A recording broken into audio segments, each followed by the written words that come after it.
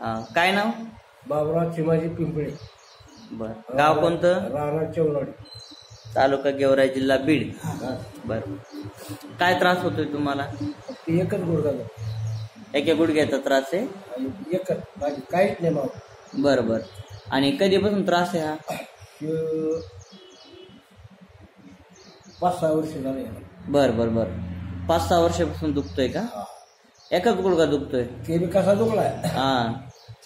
चुकून मी भागात तिथून आलो, दिवसभर गवत कापले आणि आपले चॉपनर जायची वाट नाही का, तिथं जी चमक निघाली का, हा, की जागेवरच बसली.